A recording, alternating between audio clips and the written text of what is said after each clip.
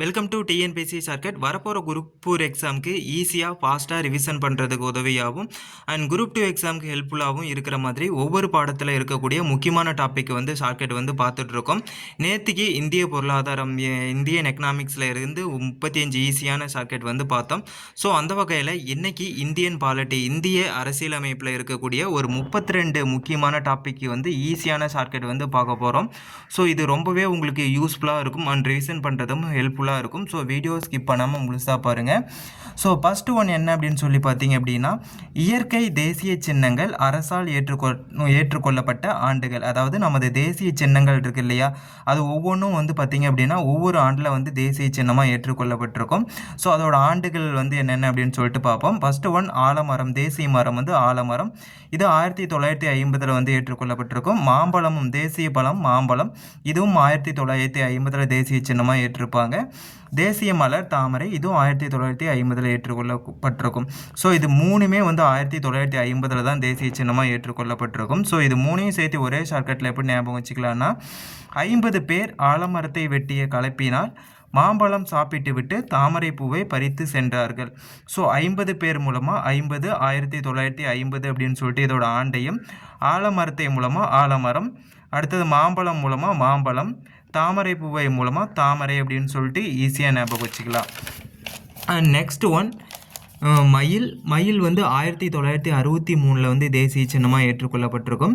இதை எப்படி ஞாபகம் வச்சுக்கலாம் அப்படின்னா, மாலை 6 மணிக்கு அதிகாலை 3 மணிக்கும் மயில் வந்து அகவும். மயிலெலாம் வந்து வில்லேஜில் இருக்கிறவங்களாம் பார்த்துருப்பீங்க, சாயந்தரம் 6 மணி ஆவனா வந்து அகவும், அதேமாரி காலையில் வந்து 3 மணிக்கே வந்து அகவும். ஸோ இதுதான் ஷார்ட்கட்டு.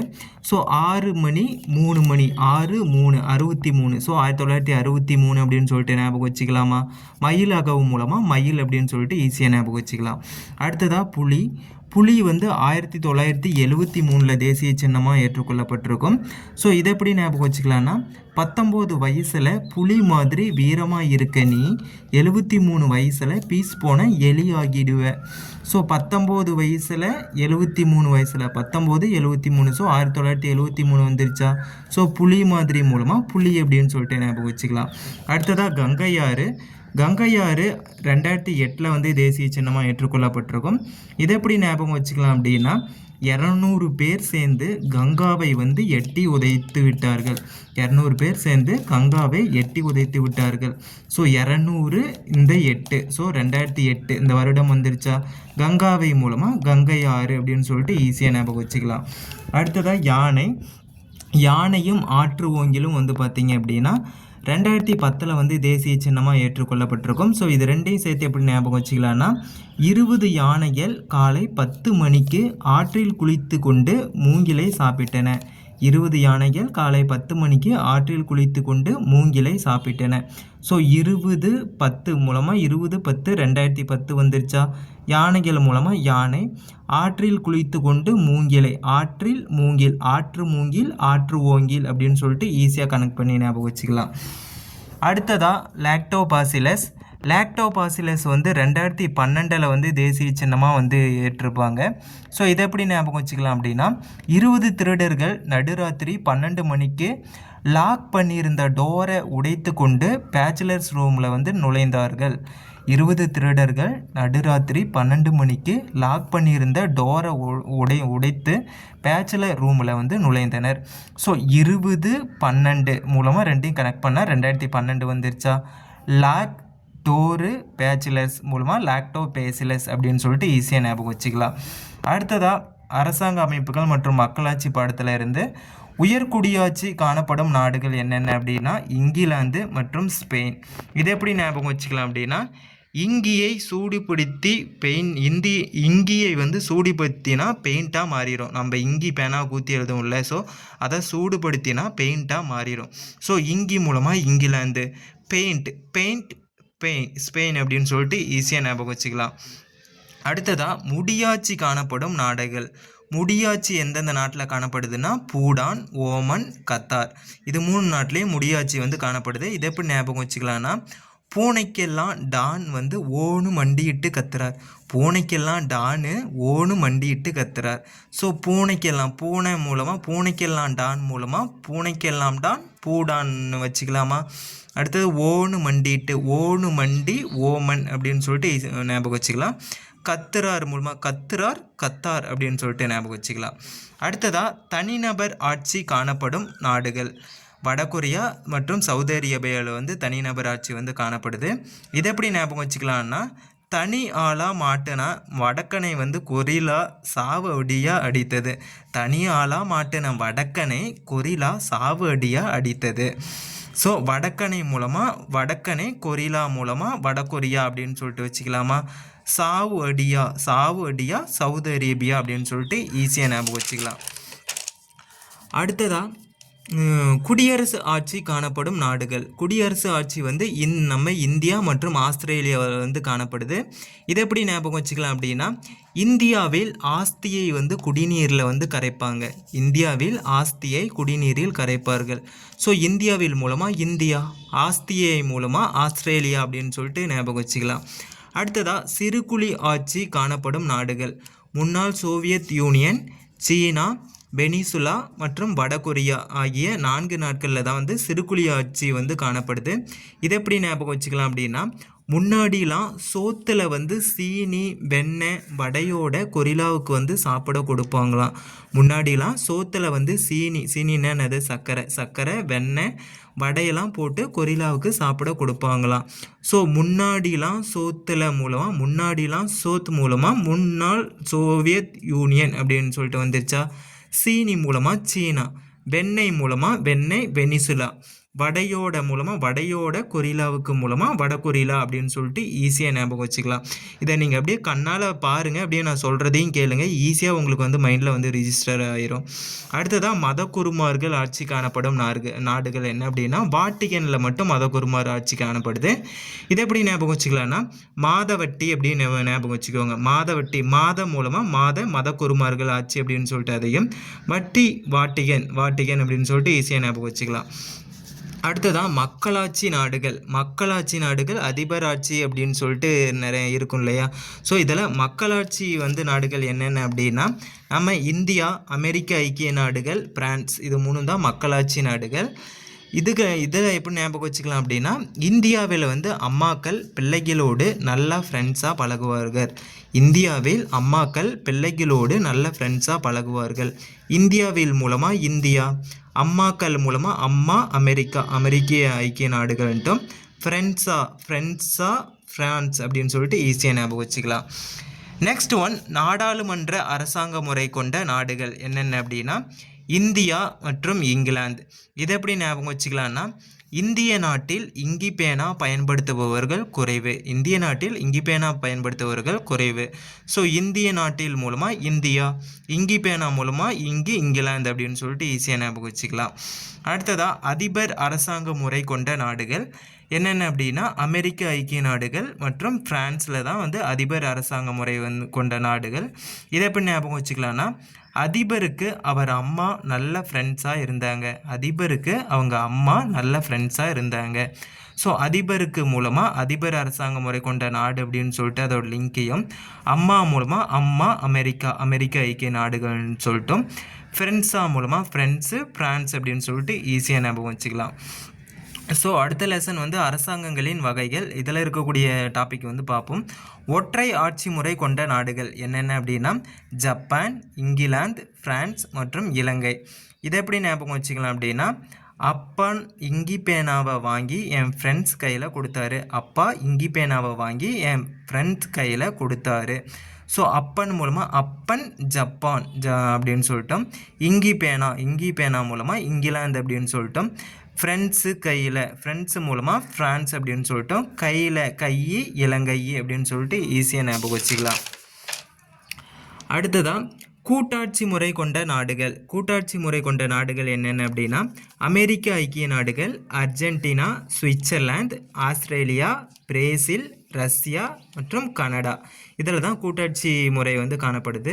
இதை எப்படி ஞாபகம் வச்சுக்கலாம் அப்படின்னா, அம்மா அர்ஜென்ட்டாக ஸ்விட்ச் எல்லாம் ஆஃப் பண்ணிவிட்டு ஆஸ்தி முழுவதையும் எடுத்துக்கிட்டு பரிசலில் வந்து குசியாக கனடா சென்று விட்டார். அம்மா அர்ஜென்ட்டாக சுவிட்செல்லாம் ஆஃப் பண்ணிவிட்டு ஆஸ்தி முழுவதையும் எடுத்துக்கிட்டு பரிசலில் வந்து குசியாக கனடா சென்று விட்டார். ஸோ அம்மா மூலமாக அமெரிக்க ஐக்கிய நாடுகள்ன்ட்டும், அர்ஜென்டா மூலமாக அர்ஜென்டா அர்ஜென்டினா அப்படின்னு சொல்லிட்டோம். சுவிட்சர்லாந்து அப்படின்னு சொல்லிட்டோம். ஆஸ்தி மூலமாக ஆஸ்திரேலியா. பரிசல் பிரேசில். குசியா மூலமாக குசியா ரஷ்யா அப்படின்னு சொல்லிட்டு கனடா மூலமாக கனடா அப்படின்னு சொல்லிட்டு ஈஸியாக ஞாபகம் வச்சுக்கலாம். அடுத்ததாக மத்திய பட்டியலில் உள்ள துறைகள் மூணு துறை இருக்கும் இல்லையா? ஸோ 3 பட்டியல் இருக்கும் இல்லையா? மத்திய பட்டியல், மாநில பட்டியல் மற்றும் பொது பட்டியல். இதில் மத்திய பட்டியலில் என்னென்ன துறைகள்லாம் இருக்குது அப்படின்னு பார்த்தீங்க அப்படின்னா வங்கி சேவை, நாணயம், பாதுகாப்பு, தகவல் தொடர்பு மற்றும் வெளிநாட்டு விவரங்கள். இது எல்லாமே மத்திய பட்டியலில் வரும். இதை எப்படி ஞாபகம் வச்சுக்கலான்னா வங்கியில் பணம், நாணயங்களை சேமிப்பது பாதுகாப்பானது என்ற தகவலை வெளிநாட்டுக்காரன் தான் சொன்னான். வங்கியில் பணம், நாணயங்களை சேமிப்பது பாதுகாப்பானது என்ற தகவலை வெளிநாட்டுக்காரன் சொன்னான். ஸோ வங்கியில் மூலமாக வங்கி சேவை, நாணயங்களை மூலமாக நாணயம், பாதுகாப்பது மூலமாக பாதுகாப்பு, தகவலை மூலமாக தகவல் தொடர்பு, வெளிநாட்டுக்காரன் மூலமாக வெளிநாட்டு விவரங்கள் அப்படின்னு சொல்லிட்டு ஞாபகம் வச்சுக்கலாம். அடுத்ததாக மாநில பட்டியலில் உள்ள துறைகள் என்னென்ன அப்படின்னா நீர்ப்பாசனம், விவசாயம் மற்றும் காவல். 3 மாநில பட்டியலில் இருக்குது. இதை எப்படி ஞாபகம் வச்சுக்கலான்னா நீர் பாய்ச்சி விவசாயம் செய்து அதை காவல் காத்தேன். ஸோ நீர் மூலமாக நீர்ப்பாசனம், விவசாயம் மூலமாக விவசாயம், காவல் மூலமாக காவல் அப்படின்னு சொல்லிட்டு ஈஸியாக ஞாபகம் வச்சுக்கலாம். அடுத்ததாக பொதுப்பட்டியலில் உள்ள துறைகள் என்னென்ன அப்படின்னா வாரிசுரிமை, திருமணம், தத்தெடுத்தல், கல்வி மற்றும் வனம். இது 5 பார்த்திங்க அப்படின்னா பொதுப்பட்டியலில் இருக்குது. ஸோ இதை எப்படி ஞாபகம் வச்சுக்கலாம் அப்படின்னா வாரிசு வேணும்னா திருமணம் செய்ய வேண்டிய அவசியம் இல்லை, தத்துவம் எடுத்துக்கலாம் என்பது கல்வி கற்றவர்களுக்கு புரியும். வனத்தில் இருக்கும் கல்லாதவர்களுக்கு புரியாது. வாரிசு வேணும்னா திருமணம் செய்ய வேண்டிய அவசியம் இல்லை, தத்து எடுத்துக்கலாம் அப்படிங்கிறது கல்வி கற்றவர்களுக்கு புரியும். வனத்தில் இருக்கும் கல்லாதவர்களுக்கு புரியாது. ஸோ வாரிசு மூலமாக வாரிசுரிமை வந்துருச்சா, திருமணம் மூலமாக திருமணம், தத்து எடுத்துக்கலாம் மூலமாக தத்து எடுத்தல், கல்வி கற்றவர்களுக்கு மூலமாக கல்வி, வனத்தில் மூலமாக வனம் அப்படின்னு சொல்லிட்டு ஈஸியாக ஞாபகம் வச்சுக்கலாம். அடுத்ததாக +1 உள்ளாட்சி அமைப்புகளில் இருக்கக்கூடிய டாப்பிக்கான ஷார்ட்கட். பல்வேறு குழுக்களின் வரிசை, குழுக்களோட ஆண்டுகள் அடிப்படையில் வரிசைப்படுத்தி இது நிறைய எக்ஸாமில் கேட்டிருக்காங்க.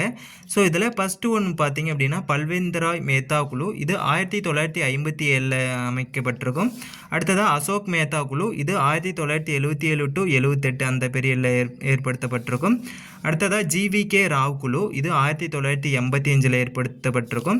அடுத்ததாக LM சிங்வி குழு. இது 1986 ஏற்படுத்தப்பட்டிருக்கும்.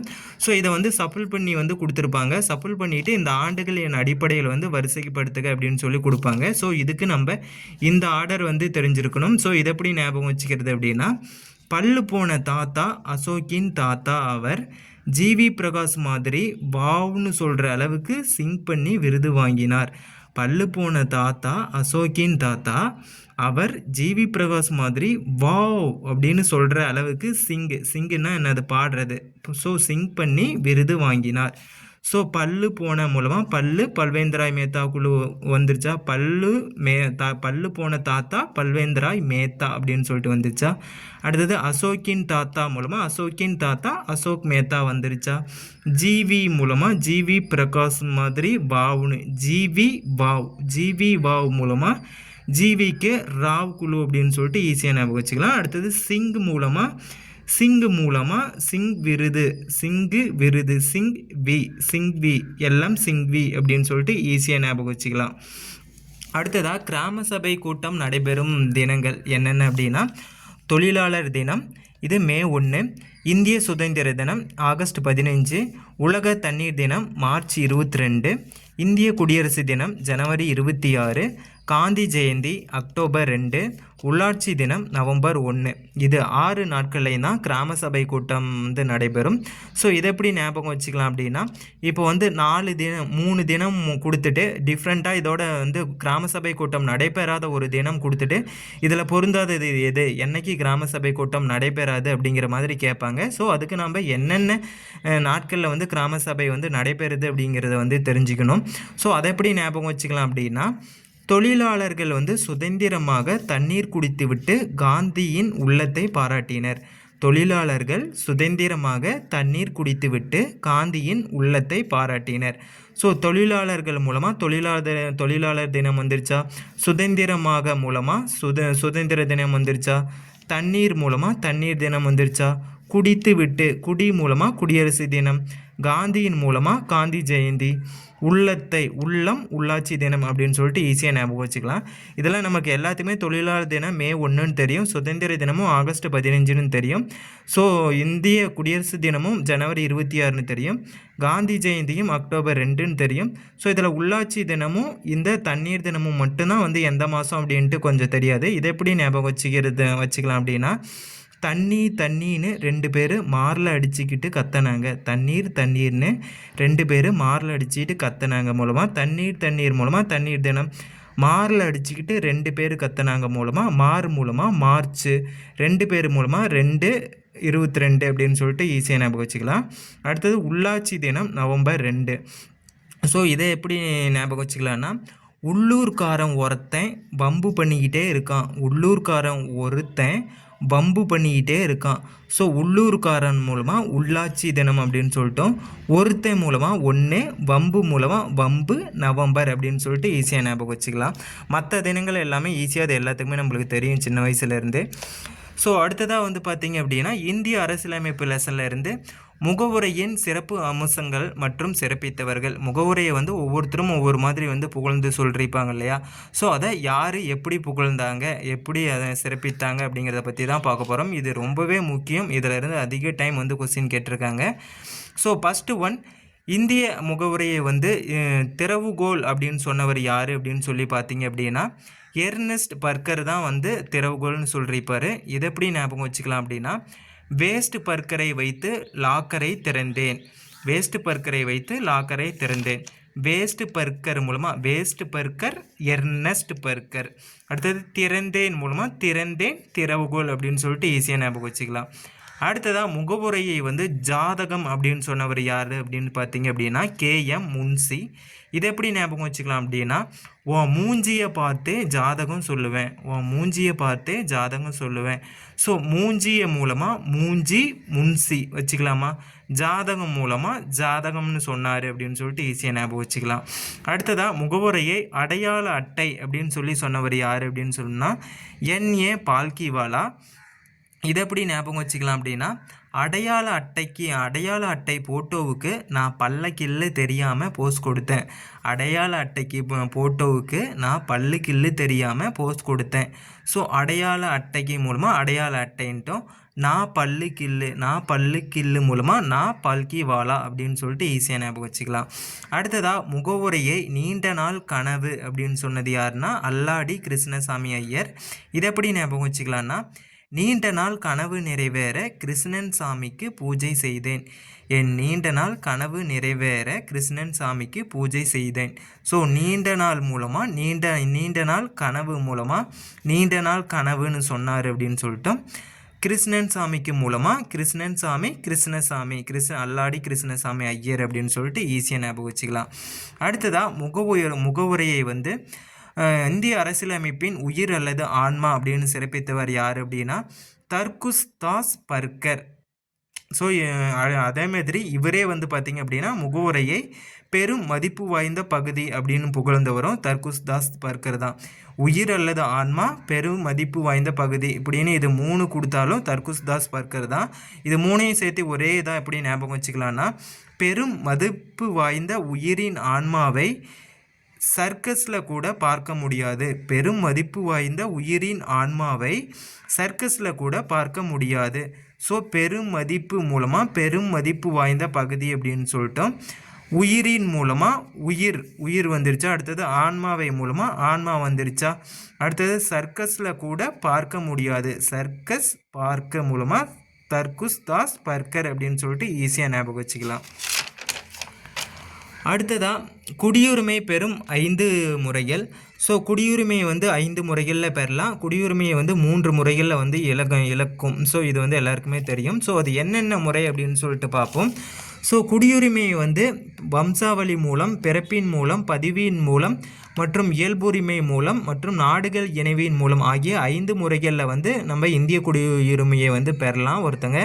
இதை எப்படி ஞாபகம் வச்சுக்கலாம் அப்படின்னா, நம் வம்சாவளிகளின் பிறப்பை பதிவு செய்தால் இயல்பாக நாடுகள் இணைந்துவிடும். நம் வம்சாவளிகள் பிறப்பை பதிவு செய்தால் இயல்பாக நாடுகள் இணைந்துவிடும். ஸோ வம்சாவளிகளின் மூலமாக வம்சாவளி மூலம் வச்சுக்கலாமா, பிறப்பை மூலமாக பிறப்பின் மூலம், பதிவு மூலமாக பதிவின் மூலம், இயல்பாக மூலமாக இயல்புரிமை மூலம், நாடுகள் இணைந்து விடும் மூலமாக நாடுகள் இணைவின் மூலம் அப்படின்னு சொல்லிட்டு ஈஸியாக ஞாபகம் வச்சுக்கலாம். அடுத்ததாக குடியுரிமையை இழக்கும் 3 முறைகள் என்னென்ன அப்படின்னா, ஒரு குடிமகன் வந்து தாமாக முன்வந்து குடியுரிமையை இழத்தல், 2வது மோசடி செய்தல், தவறான பிரதிநிதித்துவம் அல்லது உண்மை மறைப்பு, எதிரி நாட்டுடன் வாணிகம், 2 ஆண்டுகால சிறை தண்டனை பெற்றிருந்தால், அடுத்தது வேறு ஒரு நாட்டில் குடியுரிமை பெறும்போது தாமாகவே இந்திய குடியுரிமை வந்து முடிவுக்கு வந்துவிடும். ஸோ இது 3ஐயும் சேர்த்து எப்படி ஞாபகம் வச்சுக்கலாம் அப்படின்னா, தானாக முன்வந்து குடியை இழந்து மோசடி செய்து தவறாக உண்மைகளை மறைத்து எதிரிக்கு 2 ஆண்டுகள் வேறு ஒரு நாட்டில் குடியுரிமை பெற்றான.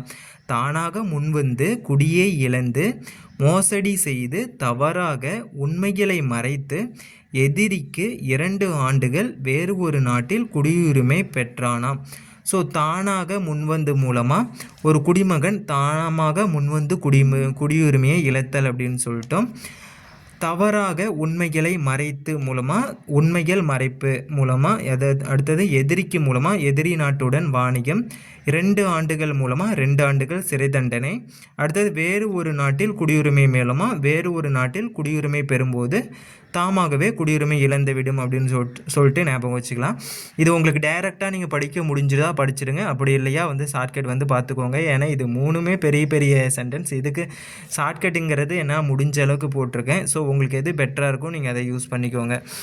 அடுத்ததாக இருக்கிறதுலையே பாலிட்டியில் ரொம்ப ஒரு முக்கியமான டாபிக் இந்திய குடியரசுத் தலைவர்கள், முதலமைச்சர்கள், பிரதமர்களோட பட்டியல். ஸோ இதை வந்து கால வரிசைப்படி வந்து வரிசைப்படுத்துக அப்படிங்கிற மாதிரி கேட்பாங்க. இது உங்களுக்கு எல்லாத்துக்குமே தெரியும். ஸோ அந்த வகையில் இதில் இந்திய குடியரசுத் தலைவர்களின் பட்டியல் 1947 இப்போ நம்ம வரப்போகிற 2027 வரைக்கும், 1950 2027 வரைக்கும் யார் வந்து குடியரசுத் தலைவர்களாக இருக்க போகிறாங்க அப்படிங்கிறத வந்து பார்க்க போகிறோம். ஸோ ஃபஸ்ட்டு ஒன் வந்து திரு ராஜேந்திர பிரசாத். நம்ம ஆண்டுகள் வந்து செகண்டரி தான். இதில் வந்து ஃபஸ்ட்டு இந்த ஆர்டர் வந்து தெரிஞ்சு வச்சுக்கிறது ரொம்பவே முக்கியம். ஸோ இந்த ஆர்டரை வந்து இப்போ நம்ம தெரிஞ்சுக்கலாம். இதுக்கான ஆண்டுகளை வந்து ஞாபகம் வச்சுக்கிறதுக்கு நம்ம ஆல்ரெடி நம்மளுடைய வீடியோவில் வந்து வீடியோ போஸ்ட் பண்ணிருக்கேன். ஸோ அதை பார்க்குறவங்க டீட்டெயிலாக பார்த்துக்கோங்க. இப்போ இந்த ஆர்டருக்கு மட்டும் நம்ம வந்து ஷார்ட்கட் வந்து பார்ப்போம். ஸோ ஃபஸ்ட்டு வந்து ராஜேந்திர பிரசாத், அடுத்தது ராதாகிருஷ்ணன், அடுத்தது ஜாகிர் ஹுசேன், அடுத்தது விவி கிரி, அடுத்தது பக்ருதீன் அலி அகமத், அடுத்தது நீலம் சஞ்சீவி ரெட்டி, அடுத்ததாக கியானி ஜெயில் சிங், அடுத்ததாக ஆர் வெங்கட்ராமன், ஆர் சங்கர் தயாள் சர்மா, அடுத்ததாக கேஆர் நாராயணன், அடுத்ததாக டாக்டர் ஏபிஜே அப்துல் கலாம், அடுத்ததாக திருமதி பிரதீபா பட்டேல், அடுத்ததாக திரு பிரணாப் முகர்ஜி, அடுத்ததாக திரு ராம்நாத் கோவிந்த், அடுத்ததாக இப்போது கரண்டில் இருக்கிற திரௌபதி முர்மு. ஸோ இந்த ஆர்டரை எப்படி ஷார்ட்கட் மூலமாக ஞாபகம் வச்சுக்கலாம் அப்படின்னா, ராதா கிட்ட ஜாக்கிரதையா உஷாரா கிரிவலம் வா, பக்கத்தூரில் எல்லாரும் நீளமான ஜெயிலில் ராமனுக்கு சங்குதிட்டு இருக்காங்க, நாராயணா அந்த கால பாட்டி முகர மாதிரி கோவமாக உம்முனி இருக்கே, ராதா கிட்ட ஜாக்கிரதையா உஷாரா கிரிவலம் வா, பக்கத்து உள்ள எல்லாரும் நீளமான ஜெயிலில் ராமனுக்கு சங்குதிட்டு இருக்காங்க, நாராயணா அந்த கால பாட்டி முகர மாதிரி கோவமாக உம்முன்னு இருக்கே. ஸோ இதில் பாருங்கள், ராஜா மூலமாக ராஜேந்திர பிரசாத் வந்துருச்சா, ராதா மூலமாக ராதாகிருஷ்ணன், ஜாக்கிரதையா உஷாரா மூலமாக ஜாக்கிரதையா உஷாரா ஜாகிர் ஹுசேன், அடுத்தது கிரிவலம் வா கிரி விவி கிரி, பக்கத்தூரில் எல்லாரும் பக்கத்தூரில் மூலமாக பக்ருதீன் அலி அகமத் அப்படின்னு சொல்லிட்டோம், அல்லாரும் மூலமாக அதான் பக்ருதீன் அலி அகமத் அப்படின்னு சொல்லிட்டோம், நீளமான ஜெயிலில் நீளமான மூலமாக நீலம் சஞ்சீவி ரெட்டி, அடுத்தது ஜெயிலில் மூலமாக ஜெயில் கியானி ஜெயில் சிங், அடுத்தது ராமனுக்கு மூலமாக ராமன் வெங்கட்ராமன், சங்குதிட்டு சங்கர் தயாள் சர்மா. அடுத்தது நாராயணா மூலமாக கேஆர் நாராயணன். அந்த காலம் அப்துல் கலாம் அப்படின்னு சொல்லிட்டோம். பாட்டி மூலமாக பாட்டி பிரதிபா பாட்டீல் அப்படின்னு சொல்லிட்டோம். பிரணாப் முகர்ஜி அப்படின்னு சொல்லிட்டோம். கோவமா மூலமாக கோவிந்த் அப்படின்னு சொல்லிட்டோம். உம்மு திரௌபதி முர்மு அப்படின்னு சொல்லிட்டு வச்சுக்கலாம். இதில் நான் வந்து நம்பர் போட்டிருக்கேன், நீங்கள் பாருங்கள். நான் வந்து எக்ஸ்பிளைன் பண்ணும்போது கொஞ்சம் தடுமாறிட்டேன். இதில் வந்து நம்பர் போட்டிருக்கேன். இந்த ஷார்ட்கட்டை நீங்கள் எழுதி வச்சுட்டு அதுக்கப்புறம் வந்து மேட்ச் பண்ணி பாருங்கள். ரொம்பவே வந்து ஈஸியாக இருக்கும். இதை ஒரு ஸ்க்ரீன்ஷாட் கூட பண்ணி வச்சு நீங்கள் எழுதி வச்சு ஒட்டிக்குவாங்க ரூமில். அடுத்ததாக வந்து பார்த்திங்க அப்படின்னா இந்திய பிரதமர்களோட பட்டியல் 1947 2025 வரைக்கும் யார் யார் பிரதமராக இருந்தாங்க அப்படிங்கிறத வந்து பார்க்க போகிறோம். ஸோ ஃபஸ்ட்டு வந்து ஷார்ட்கட் வந்து இதுக்கு வந்து பார்க்கலாம். அதுக்கப்புறம் வந்து நான் எக்ஸ்பிளைன் பண்ணுறேன். நேராக பக்கத்தூருக்கு போய் இந்திக்காரன் மொகரையில் சரமாரியாக பாக்ஸிங் பண்ணினேன். இதனால் இந்திக்காரன் ராஜா கிட்ட போய் வீணா பாக்ஸிங் பண்ணிட்டான், சனியும் பிடிச்ச சேகர்னு சொல்லிட்டான். இதனால் அவர் நரசிம்ம ராஜாவாக மாறி அடங்காப்பிடாரிகளை தேவங்கிட்ட இருந்த குச்சியை வாங்கி அடித்ததால் அடங்காப்பிடாரிகள் எல்லாம் மண்ணுக்குள் வேகமாக ஓடிப்போய் மூடிக்கிட்டு இருந்தன. நேராக பக்கத்தூருக்கு போகிறேன், இந்திக்கார முகரையில் சரமாரியாக பாக்ஸிங் பண்ணுறேன். இதனால் இந்திக்காரன் ராஜா கிட்ட போய் வீணா பாக்ஸிங் பண்ணிட்டான், சனியும் பிடிச்ச சேகர் அப்படின்னு வந்து சொல்கிறான். இதனால் ராஜா வந்து நரசிம்ம ராஜாவாக மாறி அடங்காப்பிடாரிகளை தேவங்கிட்ட இருந்த குச்சியை வாங்கி அடித்ததால் அடங்காப்பிடாரிகள் எல்லாம் மண்ணுக்குள்ளே வேகமாக ஓடி போய் மூடிக்கிட்டு இருந்தன. ஸோ இதில் இப்போ நம்பர் போட்டிருக்கேன் பாருங்கள் அந்த ஆர்டர் படி. ஸோ நேரு ஜவஹர்லால் நேரு வந்துருச்சா? பக்கத்தூர் லால் பகதூர் சாஸ்திரி வந்துருச்சா? இந்திக்காரன் மூலமாக இந்திரா காந்தி வந்துருச்சா? மொரார்ஜி தேசாய் அப்படின்னு சொல்லிட்டு வந்துருச்சா? சரமாரியா பாக்ஸிங் சரண் சிங் வந்துருச்சா? அடுத்ததாக இந்திக்காரன் மூலமாக இந்திரா காந்தி வந்துருச்சா? ராஜா கிட்ட போய் ராஜா மூலமாக ராஜீவ் காந்தி வந்துருச்சா? வீணா பாக்ஸிங் விபி சிங் வந்துருச்சா? அடுத்ததாக சனியும் பிடிச்ச சேகர் சந்திரசேகர் வந்துருச்சா? அடுத்தது நரசிம்ம ராஜாவா மூலமாக நரசிம்ம ராவ் அப்படின்னு சொல்லிட்டு வந்துருச்சா?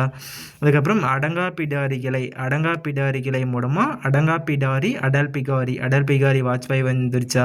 இங்கே ஒவ்வொரு இதுக்கும் நம்பர் போட்டிருக்கும் பாருங்கள். 11னா 11ஆவதாக யாருக்கு? அடல் பிகாரி வாஜ்பாய். ஸோ அடங்காப்பிடாரி அடல் பிகாரி வாஜ்பாய். ஸோ தேவன் மூலமாக தேவகவுடா. குச்சி குஜரால் ஜேகே குஜரால் அப்படின்னு சொல்லிட்டு வச்சுக்கலாம்.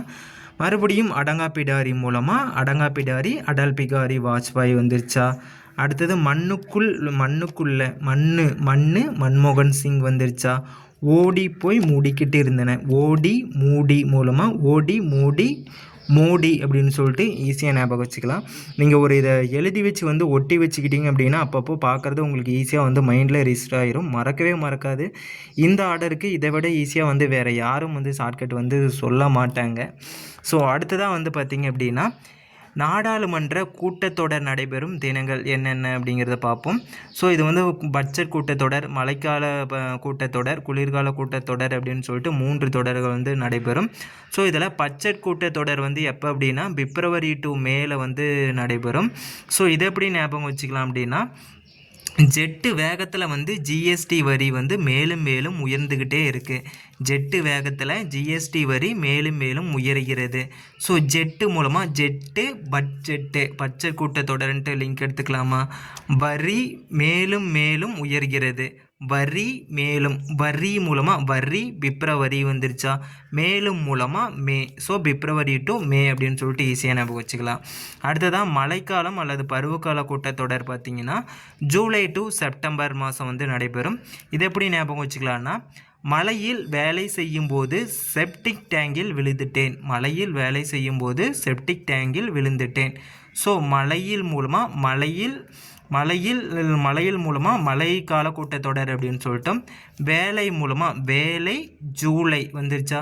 செப்டிக் டேங்கில் விழுந்துட்டேன், செப்டிக் மூலமாக செப்டம்பர் அப்படின்னு சொல்லிட்டு ஈஸியாக ஞாபகம் வச்சுக்கலாம். அடுத்ததாக குளிர்கால கூட்டத்தொடர். குளிர்கால கூட்டத்தொடர் பார்த்திங்க அப்படின்னா நவம்பர் மற்றும் டிசம்பர் மாதங்களில் வந்து நடைபெறும். இதை எப்படி ஞாபகம் வச்சுக்கலாம் அப்படின்னா, குளிர்காலத்தில் நாடி வந்து மெதுவாக துடிக்கும். ஏன்னா குளிர்காலத்தில் பாடியெலாம் விரைச்சி நம்ம நாடி வந்து மெதுவாக தான் துடிக்கும். ஸோ குளிர்காலத்தில் மூலமாக குளிர்கால கூட்டத்தொடர்ன்ட்டு லிங்க் எடுத்துக்கலாமா. நாடி மெதுவாக துடிக்கும், நாடி நா மூலமாக நவம்பர்ன்ட்டு வச்சுக்கலாமா. டி மூலமாக டிசம்பர் அப்படின்னு சொல்லிட்டு ஈஸியாக ஞாபகம் வச்சுக்கலாம். அடுத்ததாக தமிழக முதலமைச்சர்களின் பட்டியல் 1947 இப்போ 2025 வரைக்கும் யார் யார் இருந்தாங்க அப்படின்னு சொல்லிட்டு ஞாபகம் வச்சுக்கலாம். இன்னும் ஷார்ட்கட்டை வந்து சொல்லிடுறேன், நீங்கள் அதுக்கப்புறம் பாருங்கள், எக்ஸ்பிளைன் பண்ணுறதை வந்து கரெக்டாக புரியும். ராமகுமார் வந்து சாமிக்கு பூஜை செய்ய ராஜா கிட்ட பால் கேட்கிறான். இதனால் அந்த கருப்பு ராஜாவும் பக்தனா மாறி அந்த அண்ணா கிட்ட கருணையுடன் நடந்து கொண்டான். இதை பார்த்த சந்திரனும் ஜானகியும் கருணைத்தா கருணைத்தா செல்வம் தா, கருணைத்தா செல்வம் தா, செல்வம் என்பது பல சாமிகளை விட ஸ்ட்ராங்கானது அப்படின்னு சொல்லி பாடுறாங்க. ராமகுமார் வந்து சாமிக்கு பூஜை செய்ய ராஜா கிட்ட பால் கேட்குறான். இதனால் அந்த கருப்பு ராஜாவும் பக்தனா மாறி அந்த அண்ணா கிட்ட கருணையோடு நடந்துக்கிட்டான். ஸோ இதை பார்த்த சந்திரனும் ஜானகியும் ஒரு பாட்டு பாடுறாங்க. என்னென்னா, கருணைத்தா கருணைத்தா செல்வம் தா, கருணைத்தா செல்வம் தா, செல்வம் என்பது பல சாமிகளை விட ஸ்ட்ராங்கானது அப்படின்னு பாடுறாங்க. ஸோ இதுதான் ஷார்ட்கட்டு. இப்போ இதில் ராமகுமார் சாமிக்கு மூலமாக இதை இப்படி கனெக்ட் பண்ணுங்கள். ராமசாமிக்கு மூலமாக ஓபி ராமசாமி வந்துருச்சா. அடுத்தது குமார், இந்த சாமி ரெண்டையும் கனெக்ட் பண்ணால் ரெண்டாவதாக இருக்கிற குமாரசாமி வந்துருச்சா. அடுத்தது ராஜா கிட்ட பால் மூலமாக ராஜகோபாலாச்சாரி அப்படின்னு சொல்லிட்டு வச்சுக்கலாமா. அடுத்தது கருப்பு ராஜா மூலமாக கருப்பு ராஜா காமராஜர் அப்படின்னு சொல்லிட்டு வச்சுக்கலாம். அடுத்தது பக்தனா மூலமாக பக்தன் பக்தவாச்சலம் அப்படின்னு சொல்லிட்டு ஞாபகம் வச்சுக்கலாம். அண்ணா மூலமாக அண்ணாதுரைன்ட்டு ஞாபகம் வச்சுக்கலாம். கருணையுடன், கருணை மூலமாக, கருணை அப்படின்னாவே எல்லாமே கருணாநிதி தான். ஸோ கருணாநிதி. அடுத்ததாக சந்திரனும் மூலமாக சந்திரன் ராமச்சந்திரன், அதாவது எம்ஜிஆர் தான் ராமச்சந்திரன் அவருடைய பேர். அடுத்ததாக ஜானகி மூலமாக ஜானகி ராமச்சந்திரன், எம்ஜிஆர் அவர்களோட ஒய்ஃபு ஜானகி ராமச்சந்திரன். அடுத்ததாக கருணைத்தா. இங்கே எல்லாமே பாருங்கள், கருணைத்தா அப்படின்னா கருணைனா கருணாநிதி, தான்னா ஜெயலலிதா. இது ரெண்டுமே தான் மாற்றி வரும். கருணைனாவே கருணாநிதி, தான்னா ஜெயலலிதா. ஸோ கருணாநிதி, தா ஜெயலலிதா. செல்வம் அப்படின்னா செல்வம் பன்னீர்செல்வம், இடைக்கால அமைச்சராக வந்து முதலமைச்சராக செயல்பட்டிருப்பார். அடுத்தது தா மூலமாக ஜெயலலிதா, கருணை மூலமாக கருணாநிதி, மறுபடியும் தா மூலமாக ஜெயலலிதா, செல்வம் மூலமாக பன்னீர்செல்வம், தா மூலமாக ஜெயலலிதா, செல்வம் மூலமாக பன்னீர்செல்வம், பல சாமிகளை விட மூலமாக பழசாமி பழனிசாமி, எடப்பாடி பழனிசாமி அவங்க. அடுத்ததாக ஸ்ட்ராங்கு ஸ்டாலின் அப்படின்னு சொல்லிட்டு இப்போ 2025 ஸ்டாலின் இருக்காங்க இல்லையா. ஸோ அதை ஈஸியாக வந்து ஞாபகம் வச்சுக்கலாம். இதெல்லாம் நீங்கள் வந்து இவ்வளோ ஈஸியாக வேறு எங்கேயும் பார்த்துருக்க முடியாது.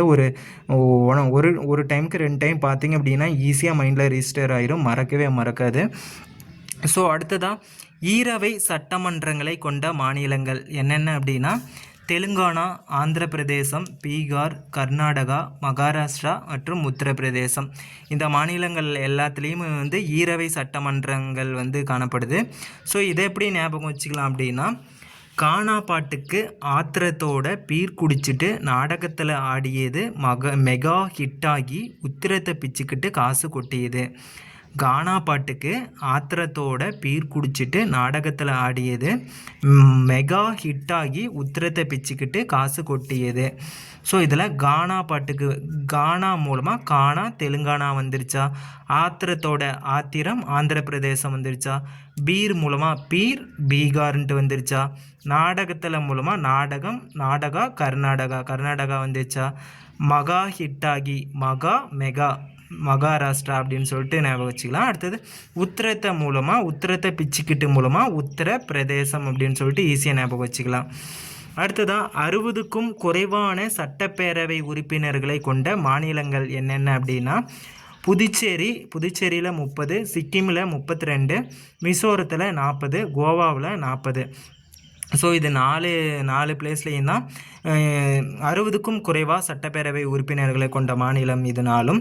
ஸோ இதை எப்படி ஞாபகம் வச்சுக்கலாம் அப்படின்னா, புதுசாக சிக்கல் வரும்போது சோகமாக கோபமாக இருப்போம். இப்போ எதுக்குடா இந்த சிக்கல்லாம் வருது அப்படின்னு சொல்லிட்டு கோபமாக சோகமாக இருப்போம். ஸோ புதுசாக சிக்கல் வரும்போது கோபமாக சோகமாக இருப்போம். ஸோ புதுசாக மூலமாக புதுச்சேரி, சிக்கல் மூலமாக சிக்கிம், சோகமாக மூலமாக சோகம் மிசோரம், கோபமா மூலமாக கோபம் கோவா அப்படின்னு சொல்லிட்டு ஈஸியாக ஞாபகம் வச்சுக்கலாம். அடுத்ததாக G7 நாடுகள் என்னென்ன அப்படின்னா, இது America, England, Germany, Italy, France, Japan, Canada. So இதுதான் G7 நாடுகள். G7 நாடுகளில் வந்து எது இல்லாதது அப்படின்னு சொல்லிட்டு ஒரு 3 கொடுத்துட்டு 1 மட்டும் இல்லாத நாடு வந்து கொடுத்து எலிமினேட் பண்ண சொல்லுவாங்க. ஸோ இதில் G7 நாடுகள் என்னென்ன அப்படின்னு சொல்லி தெரிஞ்சால் தான் நாம் இல்லாத நாடு எது அப்படின்னு சொல்லிட்டு எலிமினேட் வந்து பண்ண முடியும். ஸோ இதை எப்படி ஞாபகம் வச்சுக்கலாம் அப்படின்னா, அவள் என் கேர்ள் ஃப்ரெண்ட், ஜோடியும் இல்லை கப்புள்ஸும் இல்லை.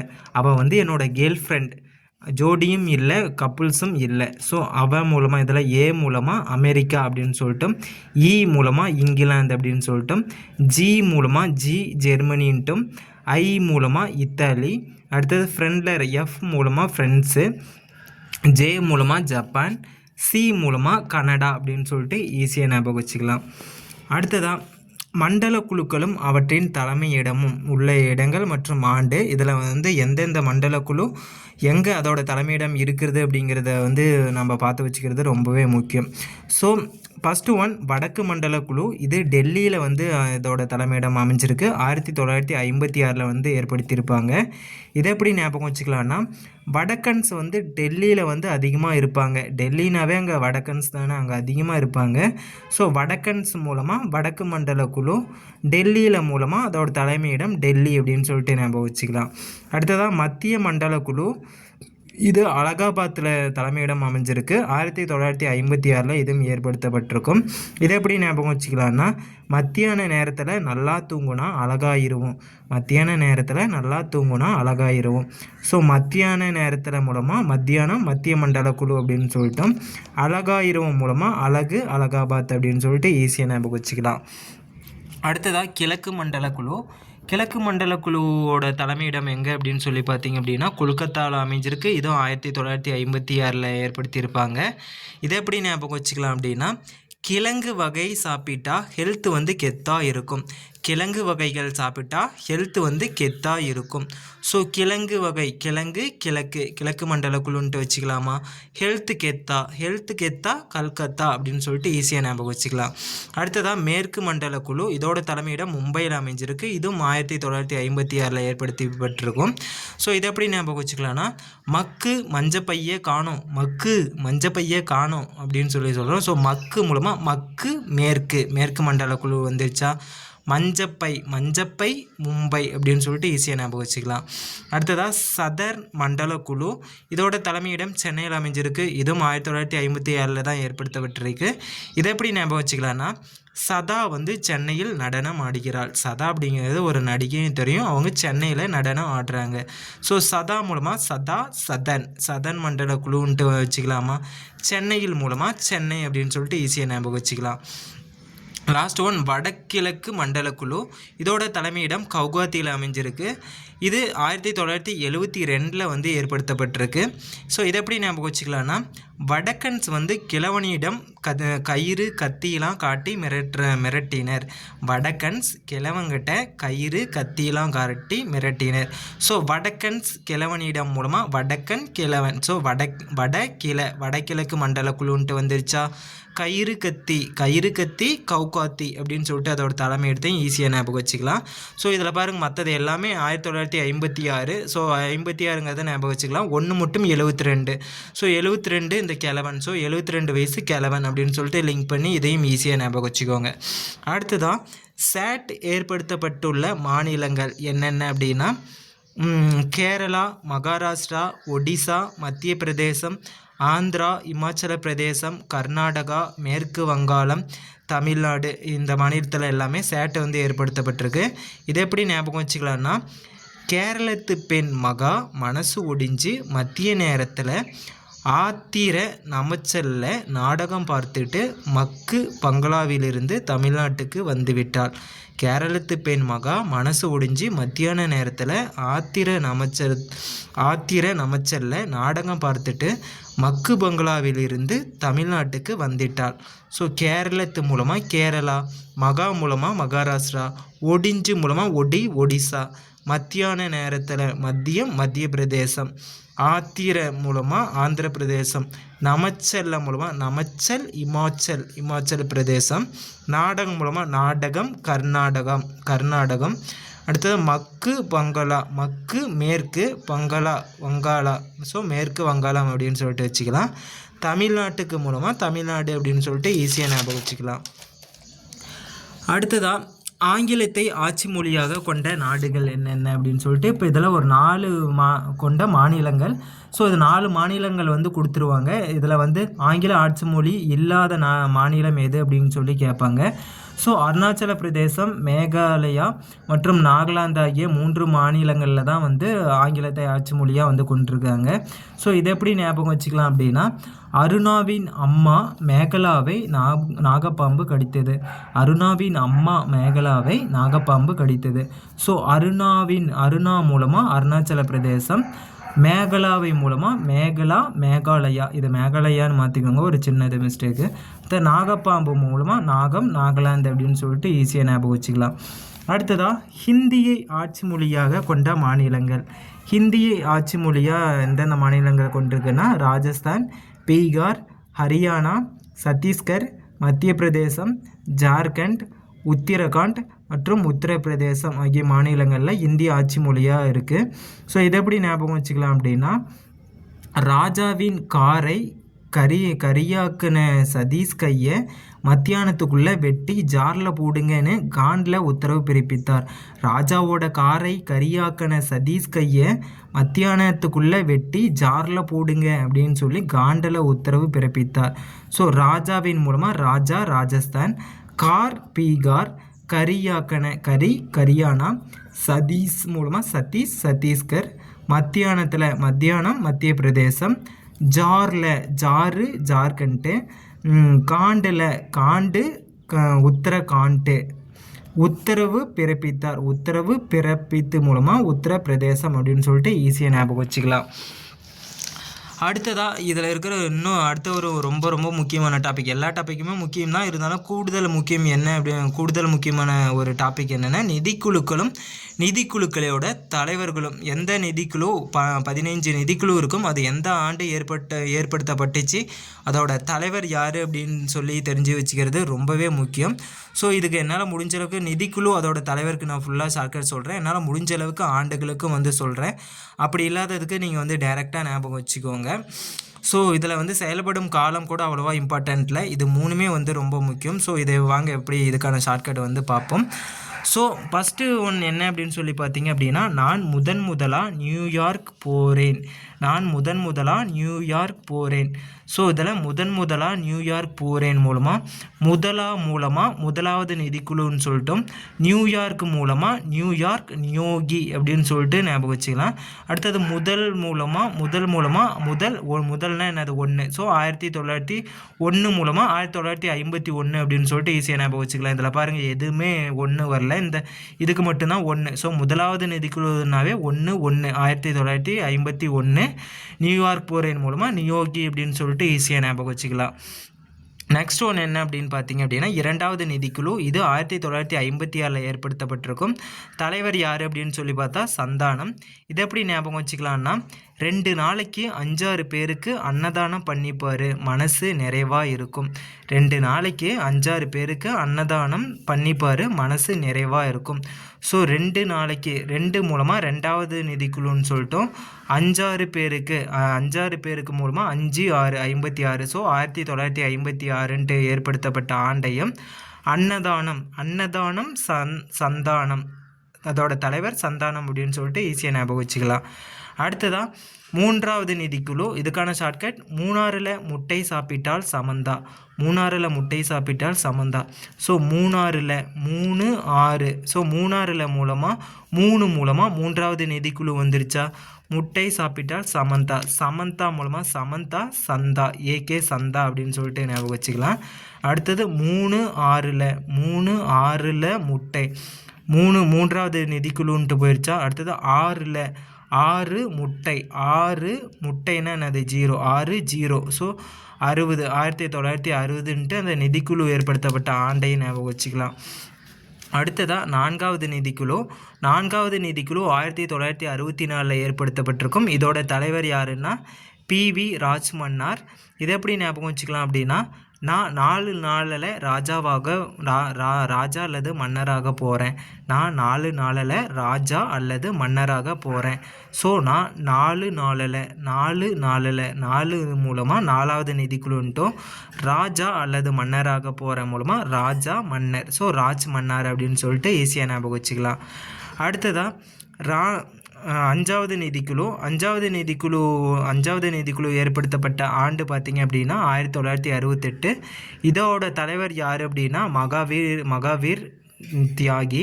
இதை எப்படி ஞாபகம் வச்சுக்கலாம் அப்படின்னா, இராணுவத்தில் சுட்டு கொல்லப்பட்ட வீர தியாகிகளுக்கு அஞ்சலி செலுத்தப்பட்டது. இராணுவத்தில் சுட்டு கொல்லப்பட்ட வீர தியாகிகளுக்கு அஞ்சலி செலுத்தப்பட்டது. அஞ்சலி. ஸோ 5 மூலமாக 5வது நிதிக்குழுன்ட்டு வந்துருச்சா? வீர தியாகிகளுக்கு மூலமாக வீர தியாகி, மகாவீர் தியாகி அப்படின்னு சொல்லிட்டு ஈஸியாக ஞாபகம் வச்சுக்கலாம். அடுத்ததாக 6வது நிதிக்குழுவை ஏற்படுத்தியது யார் அப்படின்னு சொல்லி பார்த்தீங்க அப்படின்னா பிரம்மானந்த ரெட்டி. ஸோ இதை எப்படி ஞாபகம் வச்சுக்கலாம் அப்படின்னா, 6 அடி உயரத்தில் பிரம்மாண்டமாக ஒரு ரொட்டி வந்து தயாரிக்கப்பட்டது. 6 அடி உயரத்தில் பிரம்மாண்டமாக ஒரு ரொட்டி வந்து தயாரிக்கப்பட்டது. ஸோ 6 அடி மூலமாக 6 அடி 6வது நிதிக்குழுன்னு சொல்லிட்டோம். பிரம்மாண்டமான ரொட்டி பிரம்மானந்த ரெட்டி அப்படின்னு சொல்லிட்டு ஈஸியாக ஞாபகம் வச்சுக்கலாம்.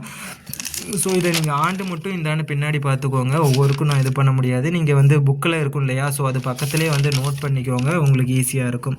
ஸோ அடுத்ததாக 7வது நிதிக்குழுவை ஏற்படுத்தியவர் வந்து பார்த்தீங்க அப்படின்னா, 7வது நிதிக்குழு வந்து JM சாலட் 1977 வந்து ஏற்படுத்தியிருப்பார்.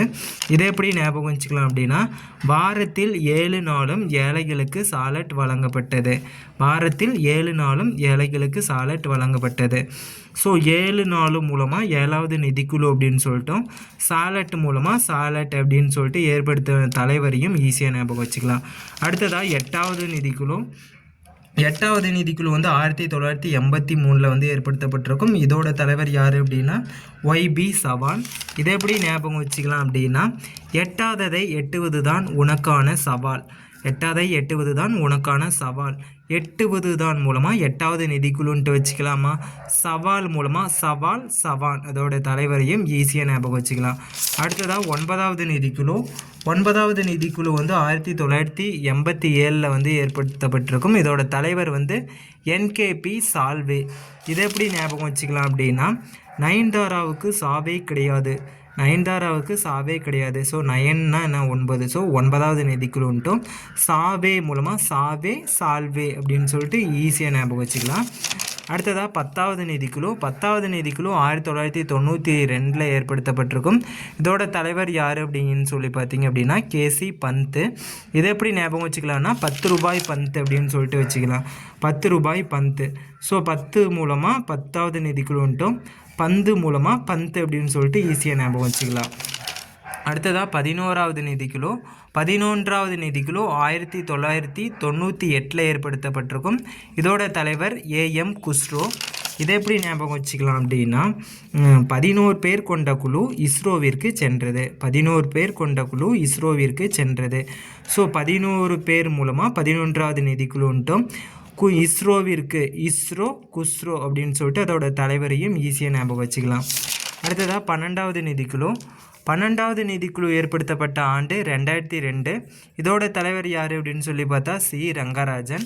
ஸோ இதை எப்படி ஞாபகம் வச்சுக்கலாம் அப்படின்னா, எனக்கு பன்னி 2 இலவசமாக வழங்கினார் எங்க ராஜா. எனக்கு பன்னி 2 இலவசமாக வழங்கினார் எங்க ராஜா.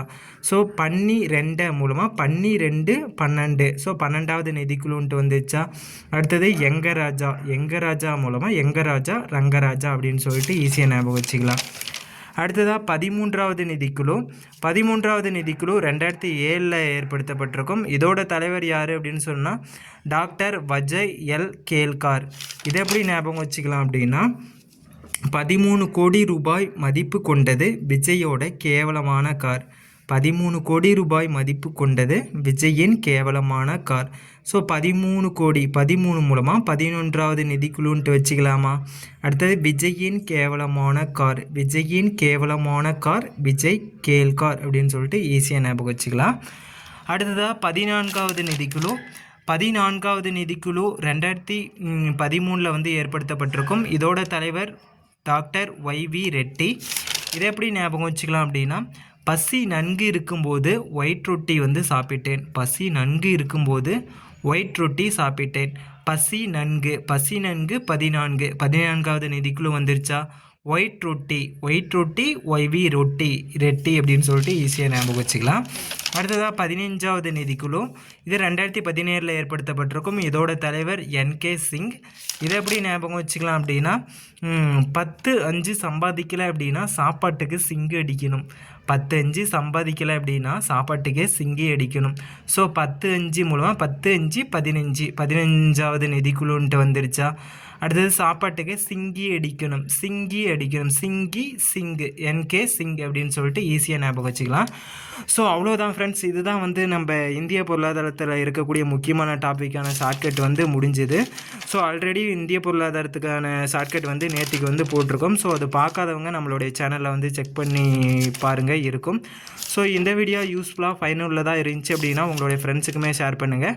அண்ட் இதோட ஷார்ட்கட் மெட்டீரியல் பார்த்திங்க அப்படின்னா நம்ம பாலிட்டி அண்ட் எக்கனாமிக்ஸ், ஐஎன்எம், அதுக்கப்புறம் ஹிஸ்ட்ரி 4 சப்ஜெக்ட்டுக்கும் சேர்த்து 200 முக்கியமான டாப்பிக்கு வந்து ஷார்ட்கட் வந்து போட்டு சேல்ஸ் பண்ணிகிட்ருக்கோம். ஸோ இப்போது ஆஃபர் ப்ரைஸாக வந்து வெறும் 100 ரூபாய்க்கு மட்டும்தான் கொடுத்துட்ருக்கோம். ஸோ இதோட பிடிஎஃப் மெட்டீரியல் வேணும் அப்படிங்கிறவங்க ஸ்க்ரீனில் கொடுத்துருக்கிற வாட்ஸ்அப் நம்பருக்கு வந்து மெசேஜ் அனுப்புங்க. நான் சாம்பிள் பிடிஎஃப் வந்து சென்ட் பண்ணுறேன். பார்த்துட்டு நீங்கள் பிடிச்சிருந்தா வந்து பே பண்ணிட்டு வாங்கிக்கலாம். ஸோ இந்த வீடியோ பிடிச்சிருந்தா வந்து உங்களோட கமெண்ட் பண்ணி உங்களோட ஃப்ரெண்ட்ஸுக்குமே மறக்காமல் ஷேர் பண்ணுங்கள். தேங்க்யூ ஃபார் வாட்சிங்.